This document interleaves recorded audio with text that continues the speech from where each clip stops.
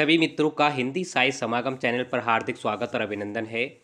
मित्रों, आज हम हिंदी साहित्य समागम चैनल के माध्यम से काफ़ी महत्वपूर्ण प्रैक्टिस सेट देखेंगे। यह प्रैक्टिस सेट आज शिक्षण अभिरुचि टीचिंग एबिट्यूड से संबंधित होगा और यह प्रैक्टिस सेट 20वां होगा। इससे पूर्व हम 19 प्रैक्टिस सेट इस चैनल के माध्यम से करा चुके हैं और 22 से 23 प्रैक्टिस सेट हम हिंदी उत्तराखंड एलटी लेक्चरर के करा चुके हैं। साथ ही एनसीईआरटी की 14 से 15 क्लासें, तो यह संपूर्ण वीडियो आप प्लेलिस्ट में जाकर देख सकते हैं, जिससे कि आपका अध्ययन में आपका आकलन, आपका मूल्यांकन एक बेहतर और सतत रूप से बढ़ता रहे।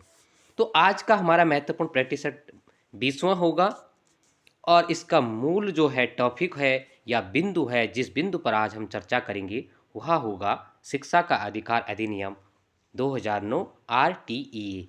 ठीक है, तो इस पर आज हमारी चर्चा होगी और यह क्लास जो है 2 आधारों पर होगा। एक तो प्रश्नोत्तरी और प्लस व्याख्यात्मक भी हम प्रश्नोत्तरी कराने के उपरांत अंत में देखेंगे। तो देखते हैं, पहला प्रश्न है शिक्षा के अधिकार RTE में कितने अध्याय और धाराएं हैं। किसकी बात कर रहा है? अध्यायों की बात कर रहा है और धाराओं की बात कर रहा है। काफ़ी महत्वपूर्ण यह प्रश्न होगा और कई बार आपने देखा होगा कि जो चलन चल रहा है कि डायरेक्ट कभी क्वेश्चन डायरेक्ट ही बन जाता है। तो ए 6 अध्याय और 35 धाराएं, बी 5 अध्याय और 38 धाराएं, सी 7 अध्याय और 38 धाराएं, डी 5 अध्याय और 35 धाराएं। किसका सही आंसर क्या होगा? आपको यह मालूम होना चाहिए कि लेक्चरर प्री के तौर पर भी आप इसको देख सकते हैं, क्योंकि सामाजिक विज्ञान का आधार उस आधार पर भी होगा जब आप उत्तराखंड प्री की परीक्षा देंगे और साथ में आप जब नेट का देंगे तो वहाँ पर भी आपको यह महत्वपूर्ण टॉपिक मिलेगा। यानी रिसर्च शोध, यह भी आपके प्रवक्ता और नेट में भी लगा हुआ है, व्यक्तित्व आपके प्रवक्ता नेट में भी लगा हुआ है, शिक्षण सामग्री आपके नेट प्रवक्ता और एलटी में लगा हुआ है। तो ये 4-5 टॉपिक आप इस आधार पर भी देख सकते हैं कि साथ साथ आपकी स्मृति जगनी चाहिए कि देखो, तैयारी अभी जब तक एग्जाम की डेट नहीं निकलती है तो आप फ्रेश मन से एक निश्चिंत होकर इस आधार, थोड़े छोटे टॉपिक हो या बड़ा टॉपिक हो, उसको एक बेहतर रूप से अपनी तैयारी का आधार बना सकते हैं। तो इसका सही आंसर क्या होगा? सी होगा। ठीक है, यानी 7 अध्याय और 38 धाराएं इसमें हैं। ठीक है, इसके साथ इसमें एक आपको इसमें एक तथ्य और जोड़ कर रखना है शिक्षा के अधिकार में। यह महत्वपूर्ण होगा। इसमें सूची 1 है। ठीक है, सूची 1 है। कई बार ऐसा पूछा जाता है ना, तो इसमें सूची जो है अनुसूची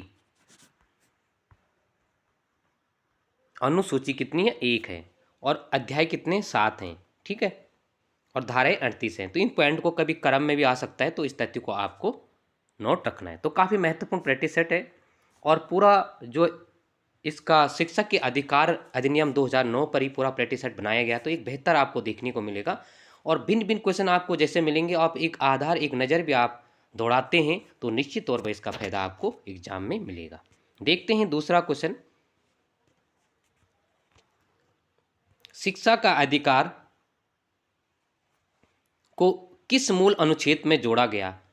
अनुच्छेद 26, अनुच्छेद बी अनुच्छेद 21A, सी अनुच्छेद 21 और डी अनुच्छेद 45। तो इसका सही आंसर क्या होगा? तो इसका सही आंसर होगा 21A में जोड़ा गया। ठीक है, देखो पहले जो शिक्षा के अधिकार उसमें 45 में रखा गया था। ठीक है, जैसे अधिकार और कर्तव्य हमारे हैं, नीति निर्देशक तत्वों में रखा गया था, तो उस आधार पर आपने देखना है। जब यह अधिकार बन गया तो यह जो है अधिकार में आ गया और वहाँ से हट गया, उसका प्रावधान अलग उस अनुच्छेद में किया गया। ठीक है, 21 आप जानते हैं कि 21 का अनुच्छेद का क्या महत्व है।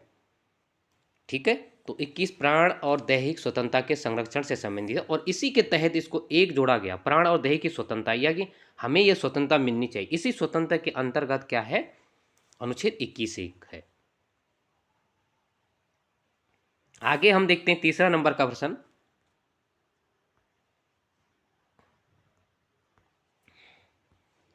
शिक्षा के अधिकार के तहत किसी भी बालक को फेल नहीं किया जाएगा, यह प्रावधान किस धारा में किया गया है?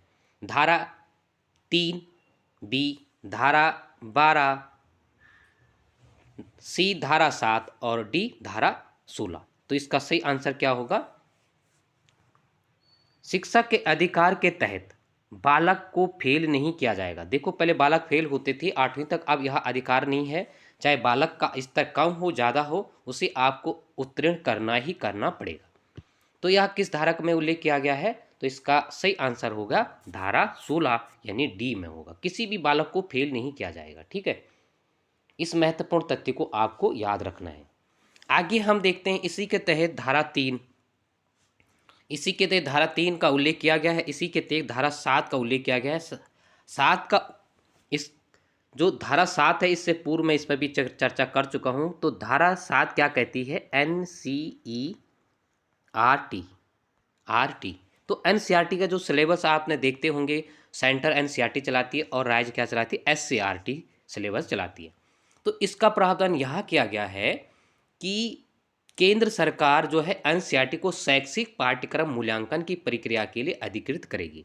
कौन करेगी? सेंट्रल गवर्नमेंट करेगी। ठीक है, यानी केंद्र करेगी।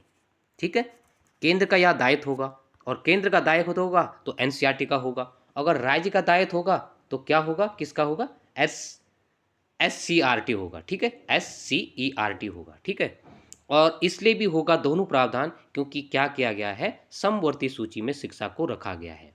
ठीक है, दोनों सरकारें मिलकर कार्य कर सकती है। दोनों अधिकारों सरकारों का दायित्व होगा कि अपने बालकों के लिए, ठीक है, बच्चों के भविष्य के लिए बेहतर से बेहतर शिक्षा योजनाएं लागू की जाए और बच्चों को शिक्षा दी जाए। ठीक है, यह दायित्व दोनों सरकारों का होगा। चौथा नंबर का प्रश्न है, शिक्षा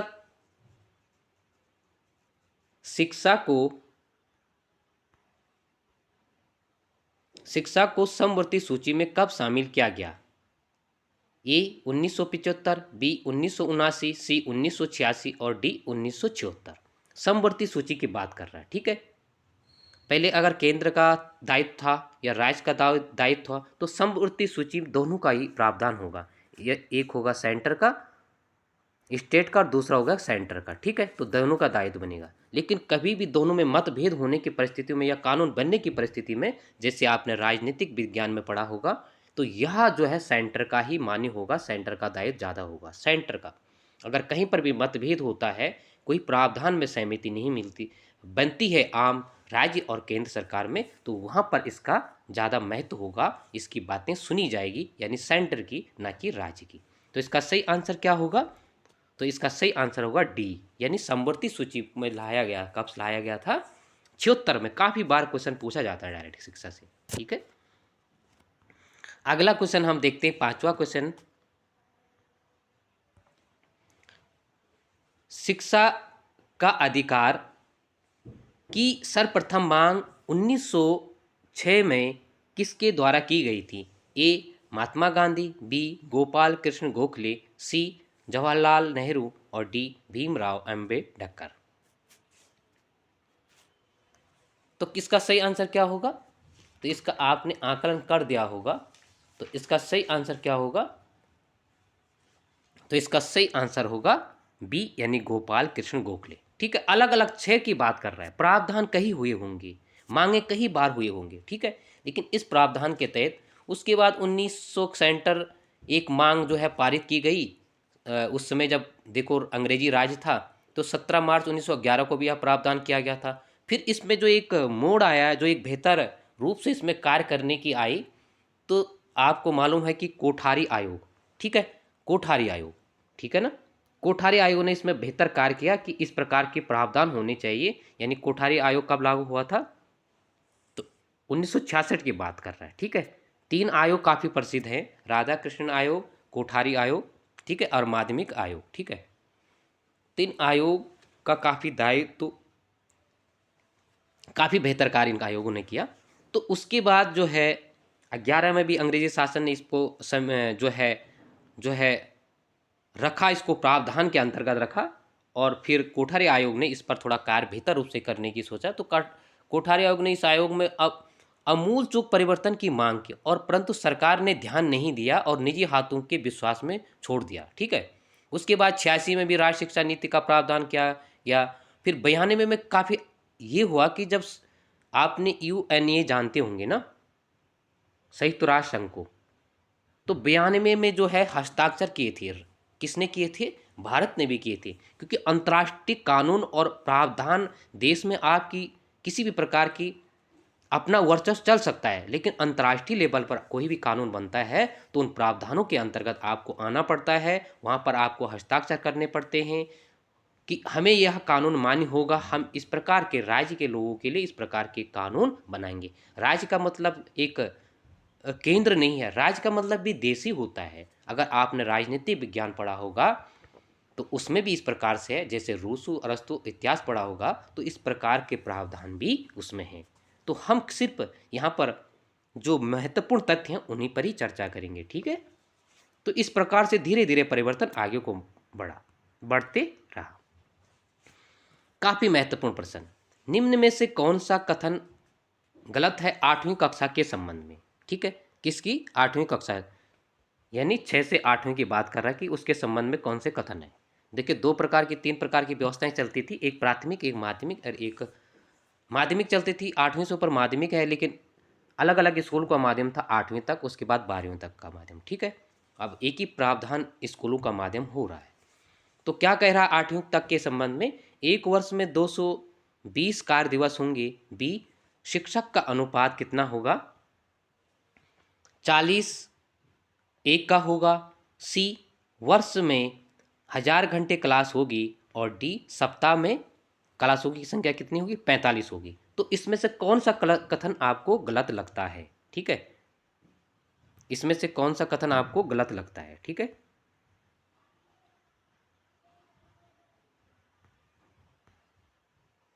तो इसका सही आंसर क्या होगा? एक वर्ष में 220 कार्य दिवस होंगे, शिक्षक का अनुपात 40:1 का होगा, वर्ष में 1000 घंटे क्लास होगी और सप्ताह में क्लासों की संख्या 45 होगी। तो इसमें से कौन सा गलत होगा? ठीक है, 8वीं कक्षा के संबंध में।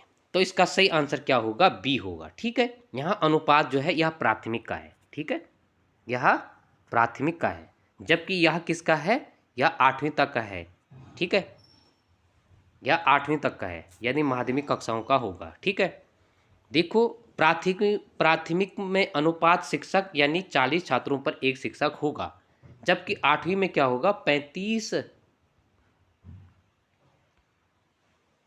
छात्रों पर एक का अनुपात होगा। 35:1 होगा, यानी 35 छात्रों पर एक होगा, क्योंकि बड़ी क्लास में छात्र कम होंगे, कम छात्रों पर ज़्यादा टीचर होंगे।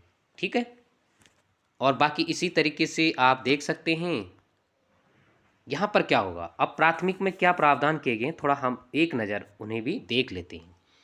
जो है एक वर्ष में 220 कार्य दिवस, ये 8वीं तक की बात कर रहा है। ठीक है, प्राथमिक में कितने दिन होंगे? प्राथमिक में 200 कार्य दिवस होंगे। ठीक है, 200 कार्य दिवस होंगे। अनुपात क्या होगा? अनुपात 35:1 का होगा। क्लासें 1000 होगी, तो प्राथमिक में कितनी होगी?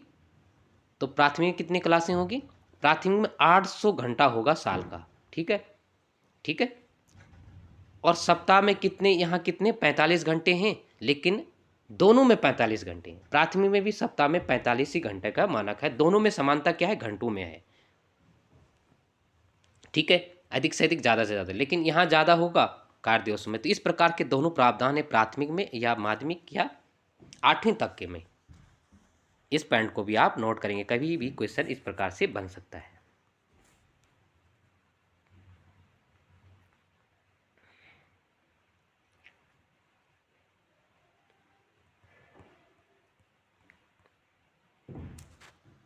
सातवां नंबर का काफी महत्वपूर्ण प्रश्न है,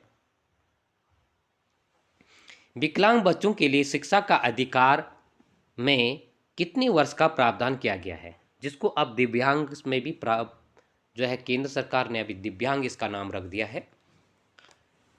तो बच्चों की शिक्षा का अधिकार का वर्ष का प्रावधान किया गया, कितना किया गया? ए 6 से 14 वर्ष, बी 6 से 15 वर्ष, और सी 6 से 18 वर्ष, और डी 6 से 16 वर्ष। तो कौन सा प्रावधान किया गया है बच्चों के लिए? सिर्फ विकलांग बच्चों की बात कर रहा है, ऑल बच्चों के बारे में तो आपको मालूम होगा। तो इसका सही आंसर क्या होगा? सी, यानी 6 से 18 वर्ष का प्रावधान किया गया है। और यह जो है मैंने पूर्व में भी चर्चा कर चुका हूँ 2 से 3 बार कि कहाँ पर इसका प्रावधान किया गया है। तो यह जो है धारा 3 की बात करता है। धारा 3 में यहाँ स्पष्ट लिखा गया है कि विकलांग बच्चों की जो शिक्षा व्यवस्था होगी वह धारा 3 के अंतर्गत यहाँ पर 18 होगी। सामान्य बच्चे के लिए कितना है? 6 से 14 वर्ष। ठीक है, ठीक है। और निःशुल्क शिक्षा कितनी? 14 वर्ष ही है। ठीक है। अभी आपने देखा होगा कि जो 12वीं तक की शिक्षा का प्रावधान है उसमें 18 साल है। ठीक है, लेकिन वो निःशुल्क की बात नहीं करता है। एक बुनियादी शिक्षा को आगे जारी रखना है, 18 तो कन्फ्यूजन नहीं होंगे। ठीक है, आगे हम देखते हैं 8वां नंबर का प्रश्न।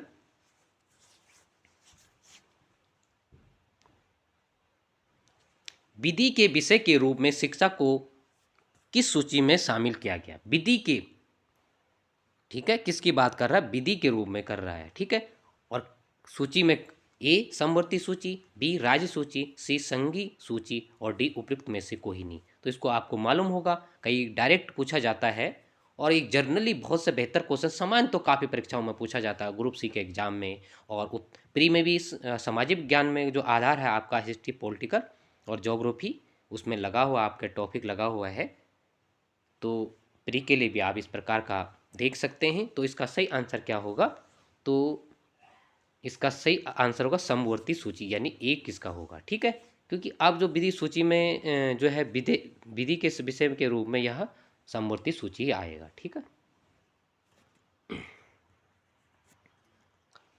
9वां नंबर का प्रश्न है प्राथमिक विद्यालयों में मिड डे मील कार्यक्रम का मुख्य उद्देश्य नहीं है। एक सार्वजनिकीकरण को बढ़ावा देना, बी नामांकन उपस्थिति में वृद्धि करना, सी ड्रॉप आउट में वृद्धि को रोकना और डी सामाजिक समानता को बढ़ाना। अब काफ़ी कन्फ्यूजन क्वेश्चन बना होगा। ठीक है, तो इसका सही आंसर क्या होगा? तो इसका सही आंसर होगा सी। ठीक है, देखो ड्रॉप आउट यानी जो बच्चे छोड़ रहे हैं विद्यालय, उनमें वृद्धि नहीं करेंगे भाई। उनमें वृद्धि क्यों करेंगे? उनको रोकना होगा। ठीक है, ये वृद्धि नहीं होगी बल्कि उनको रोकना होगा। ठीक है, तो यह इसका उद्देश्य, मिड डे मील का उद्देश्य था कि एक तो एक समानता बनी रहे, सबसे ज़्यादा समानता, जो भेदभाव जाति प्रथा धर्म का, उसको मिटाना था। ठीक है, मिड डे मील का एक साथ मिल बैठ कर खाना, अपना भाईचारा को दर्शाना, नामांकन उपस्थिति में वृद्धि, अगर आपको भोजन मिलेगा और कोई गरीब व्यक्ति है तो वह तब भी अपने बालक को स्कूल भेजेगा। ठीक है, सामाजिक समानता बनी रहेगी, सार्वजनिकरण को बढ़ावा मिलेगा। जब एक व्यक्ति दूसरे व्यक्ति से मिलेंगे, बातें करेंगे तो उससे विचारधारा तो बढ़ेगी बढ़ी। और ड्रॉप आउट यानी जो बच्चे स्कूल छोड़ रहे हैं उन्हें छोड़ना नहीं है भाई, उनको रोकना है। ठीक है, यह प्रावधान किया गया है।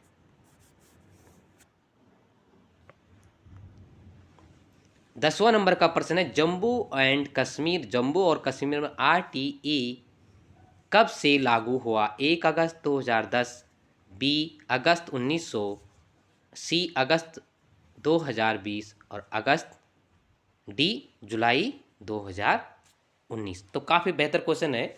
इस प्रकार से क्वेश्चन जनरली एसएसटी या ग्रुप सी में भी बनते हैं। तो जब शिक्षा की बात आएगी तो प्रावधान पूरा देश में होगा, संपूर्ण देश में होगा, तो कन्फ्यूजन नहीं होंगे। इसका सीधा आंसर है, ठीक है, क्योंकि 5 अगस्त 2019 को क्या हुआ था? जम्मू और कश्मीर केंद्र शासित प्रदेश बना गया था। ठीक है, आपने देखा हुआ, कई बार सुनते होंगे, धारा 70 की बात सुनते होंगे ना, कि धारा 370 की बात का प्रावधान इस प्रकार से कश्मीर में तो विशेष राज्य का दर्जा है जम्मू कश्मीर को। ठीक है, लेकिन जब इसको केंद्र में, अब राज्य रहा ही नहीं, केंद्र ने इसके 2 हिस्से कर दिए, एक लेह लद्दाख कर दिया, एक जम्मू कश्मीर में कर दिया, और 2 केंद्र शासित प्रदेश को बनाया गया है। लेह लद्दाख में तो केंद्र शासित प्रदेश ही होगा, जिस प्रकार से चंडीगढ़ है, अन्य हैं, लेकिन दिल्ली के आधार पर यहाँ पर विधानसभा होगी। कहाँ पर होगी? जम्मू कश्मीर में विधानसभा होगी। ठीक है, यह प्रावधान किया गया था। जब यह हो गया तो वहाँ पर यह लागू नहीं होता था, आरटीए शिक्षा का अधिकार अधिनियम, लेकिन फिर यह जब अगस्त 2019 में हुआ तो जम्मू कश्मीर में भी यह पूर्णतः लागू हो गया। तो कन्फ्यूजन नहीं होंगे कि 2010 में हुआ था, नहीं भाई, ऐसा नहीं था, ये अगस्त 2019 की बात करता है। 11 नंबर का प्रश्न है शिक्षा के अधिकार के प्रावधान के निष्पादन की निगरानी करने वाली प्रमुख एजेंसी है? ए शिक्षा मंत्रालय, बी राष्ट्रीय बाल अधिकार संरक्षण आयोग, सी बाल विकास विभाग और डी उपरोक्त में से कोई नहीं। तो इसका सही आंसर क्या होगा? किसकी बात कर रहा है?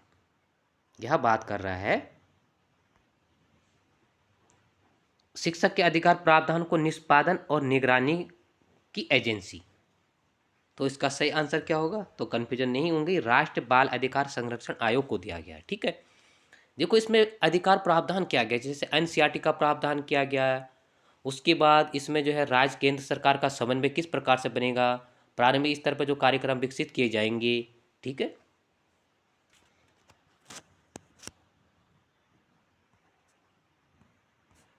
आगे 12वां नंबर का प्रश्न है,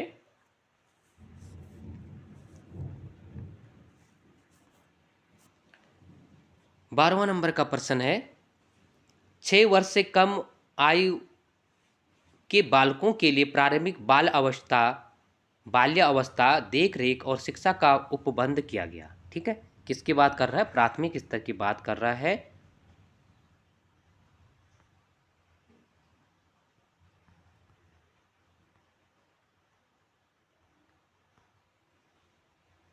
छह वर्ष से कम और प्राथमिक बाल अवस्था का प्रावधान शिक्षा का किया गया है। किसमें किया गया? एक अनुच्छेद 30, बी अनुच्छेद 21 ए और सी अनुच्छेद 45 और डी अनुच्छेद 28। तो किस में किया गया? तो इसका सही आंसर क्या होगा? 45 होगा। ठीक है, देखो पहले 45 में शिक्षा का प्रावधान था, लेकिन जब शिक्षा का अधिकार मूल अधिकार 21 से बन गया तो उसमें क्या रखा गया? 6 वर्ष से कम के बालकों की शिक्षा का प्रावधान रखा गया। ठीक है, दोनों में अंतर है, मूल अधिकार में अंतर है और नीति निर्देशक तत्वों में भी है, यह अंतर है। और इस प्रकार से आपने इसको देखना है। मूल कर्तव्य में भी अंतर है, नीति निर्देशक तत्वों में भी अंतर है और मूल अधिकारों में भी अंतर है। आगे 13 नंबर का प्रश्न है, ऑपरेशन ब्लैक बोर्ड योजना का प्रारंभ की गई थी, तो कब की गई थी? ए 1987-88, बी 1988-89 और सी 1990 और डी 1990-91। तो ऑपरेशन ब्लैक बोर्ड आपने देखा होगा, लेक्चर प्री में खूब पढ़ा होगा, पिछले सत्र में आपने जब पेपर हुआ था उस बार 2021 में, तो काफ़ी बार यह क्वेश्चन पूछा जाता है और सी टेट यू टेट में भी क्वेश्चन पूछा जाता है। तो इसका सही आंसर क्या होगा? तो इसका सही आंसर होगा ए, यानी 87-88 में हुआ था। ठीक है, कन्फ्यूजन नहीं होंगे, क्या 87-88 में हुआ था। ठीक है, इसका ए होगा। ठीक है, अब देखते हैं कि 87-88 में जब यह प्रावधान हुआ था तो इसके अंतर्गत जो है क्या क्या प्रावधान किए गए थे, जैसे मध्याह्न भोजन हो गया, स्कूल चलो हो गया, सर्व शिक्षा अभियान हो गया। तो ऑपरेशन ब्लैक बोर्ड का अभियान जो है प्राथमिक शिक्षा के कार्यक्रम के लिए था। ठीक है, इस पॉइंट को कभी डायरेक्ट पूछा जाता है कि प्राथमिक है या माध्यमिक है, ठीक है, या 8वीं तक है। ठीक है, तो इसका प्रावधान पहले जो है प्रारंभिक किया गया था, यानी प्राथमिक किया गया था। ठीक है, उसके बाद 93-94 इसको उच्च प्राथमिक विद्यालय यानी 8वीं तक भी इसको लागू किया गया था। 1900 कितने में? 93-94 में। ठीक है, इसको क्या गया था? उच्च प्राथमिक में भी किया गया था। ठीक है, इस पॉइंट को आप नोट करेंगे। वही योजना जो सर्व शिक्षा अभियान यानी एसएससी, ठीक है, जिस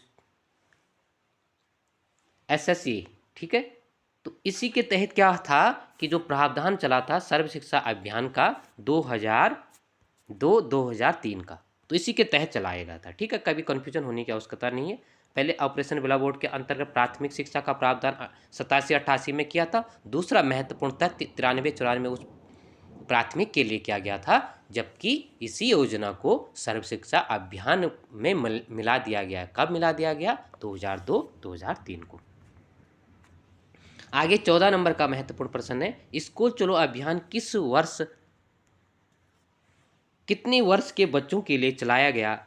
ए 3 से 6, बी 6 से 18, सी 6 से 14 और डी 9 से 12। तो इसका सही आंसर क्या होगा? स्कूल चलो अभियान की बात कर रहा है। ठीक है, तो काफ़ी प्रसिद्ध चला था स्कूल चलो अभियान का, और इसका मुख्य उद्देश्य था कि बच्चों को एक आकर्षित करना, आपने देखा होगा अपने प्राथमिक गांव के प्राथमिक विद्यालयों में, जैसे सौंदर्यीकरण के नाम पर तो पहले क्या होता था, लेकिन सौंदर्यीकरण के नाम पर यहाँ पर एक चित्र बनाया जाता था, एक बालिका बालिका का, आपने विद्यालय में देखा होगा काफ़ी। तो एक आकर्षित करना था कि सभी बच्चों को विद्यालय तक पहुँचाया जाए। तो इसका सही आंसर क्या होगा?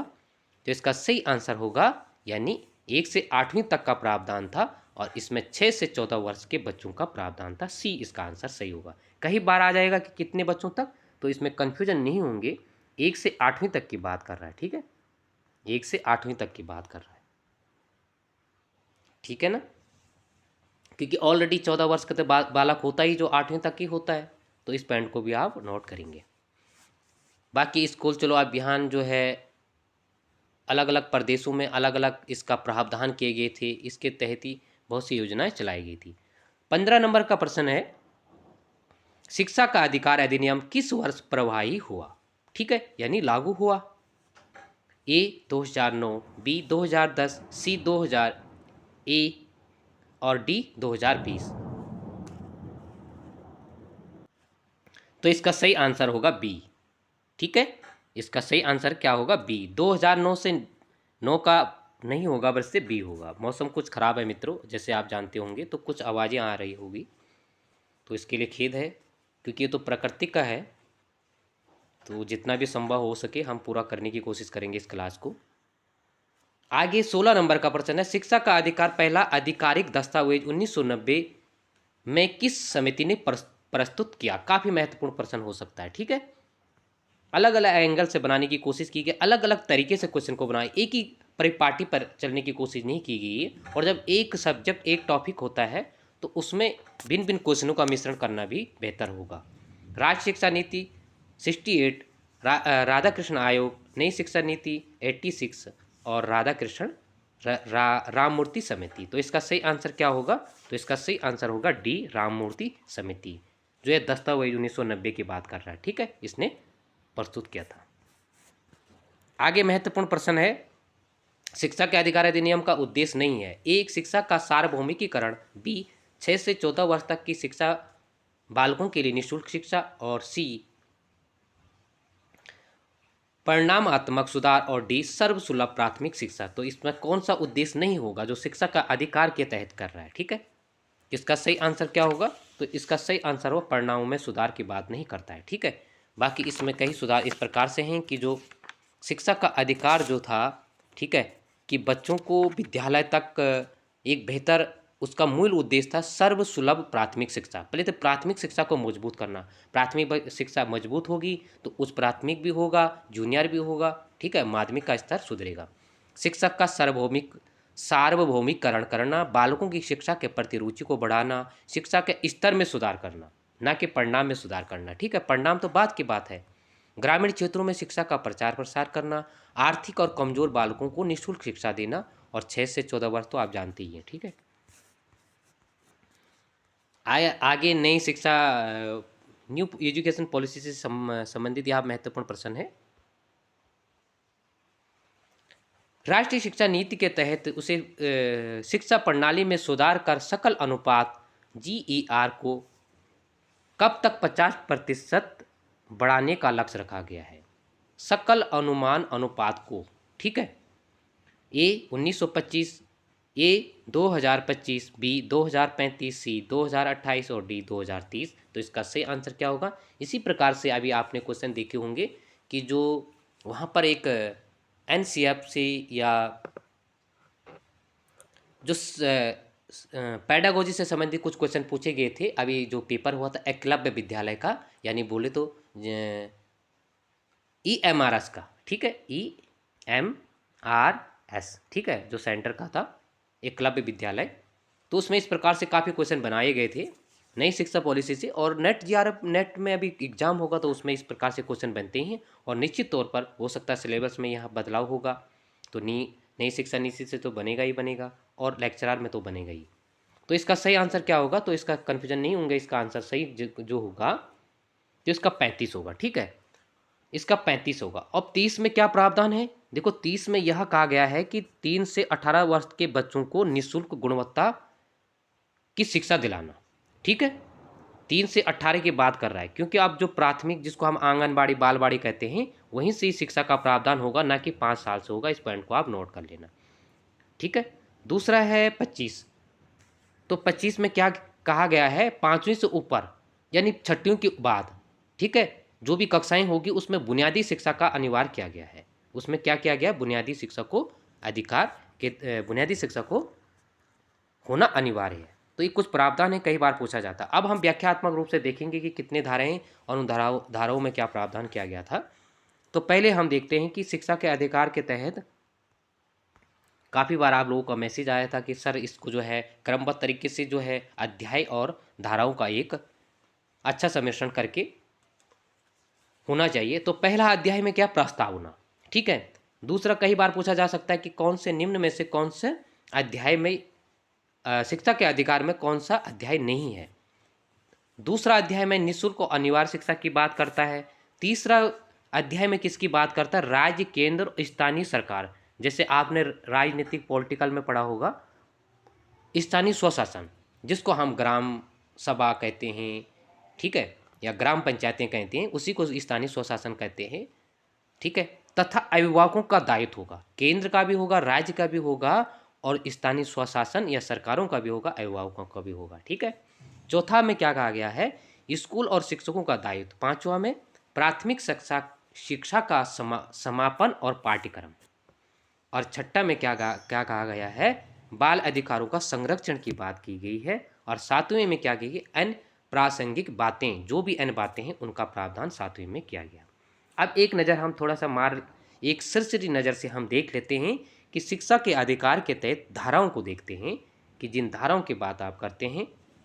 तो धारा 3 में महत्वपूर्ण धारा, देखो धाराएं बहुत हैं लेकिन हम महत्वपूर्ण धाराओं का देखेंगे।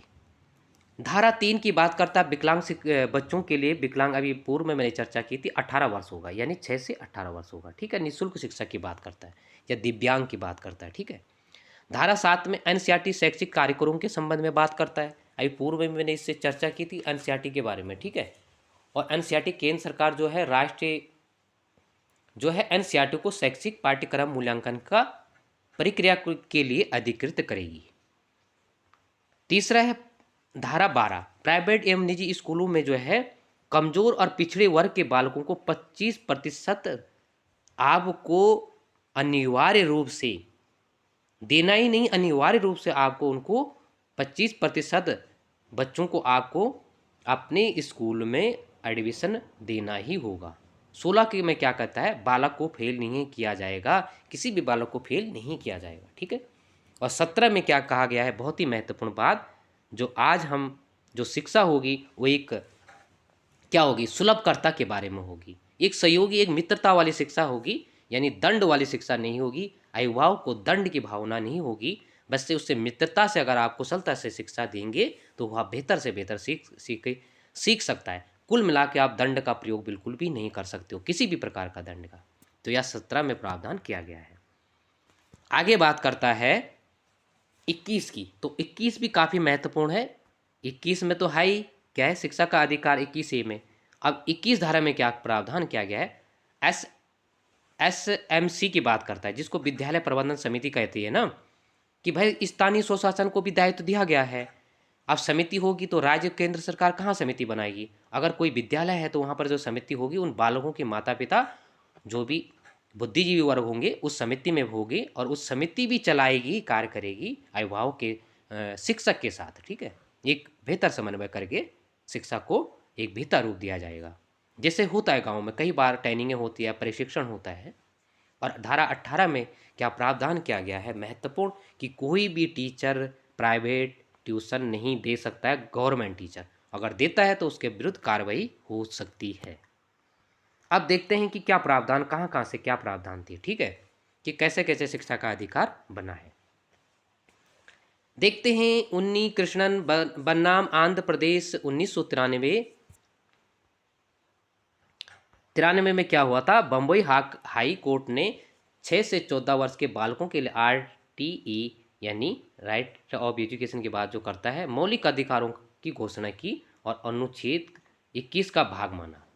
ये अनुच्छेद 21 का भाग माना, जिसमें प्राणदेही की स्वतंत्रता है कि उसको इसका भाग माना। 21 ए नहीं जोड़ा गया है अभी, ठीक है, अब आगे जोड़ा जाएगा। संविधान के संविधान के 86वें संविधान संशोधन अधिनियम 2002 में 21 के स्थान पर क्या किया गया?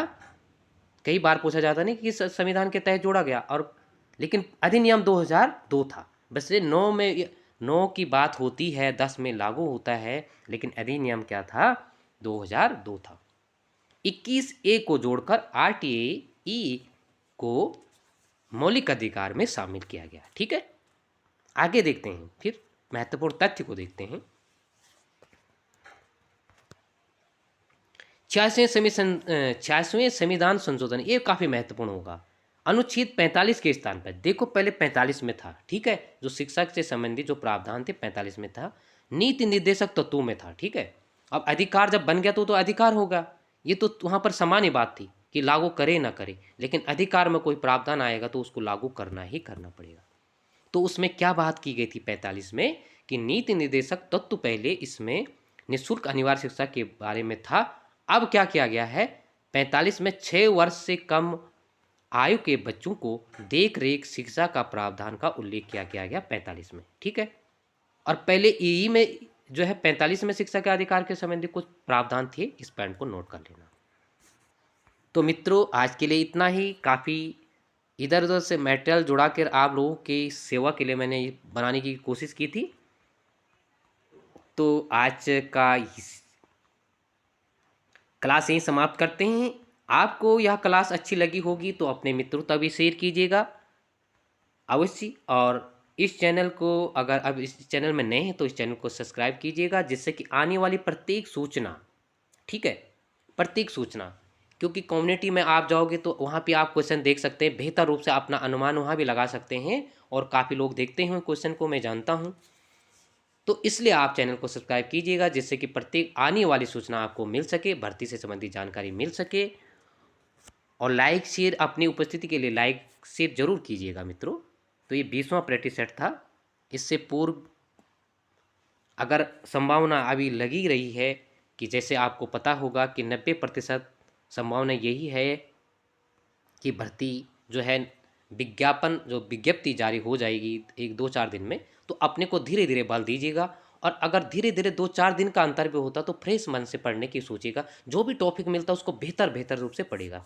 अगर 2 महीने का समय मिलता है तो तब बहुत मुश्किल हो जाता है कि क्या क्या आप कवर कर सकते हो। आपको संस्कृत कवर करना पड़ेगा, NCERT कवर करनी पड़ेगी, हिंदी कवर करना पड़ेगा, शिक्षण अभिरुचि का जो है उसको भी कवर करना पड़ेगा। लेकिन सभी का मिश्रण, आपका जितना उचित समय उसको बेहतर रूप से आप अध्ययन कीजिएगा। तो स्वतः ही आपको जैसे अध्ययन करोगे, अभ्यास करोगे, तो आपके ज्ञान में, संचार में बहुत अच्छी तरीके से वृद्धि होती रहेगी। तो आज के लिए इतना ही, धन्यवाद।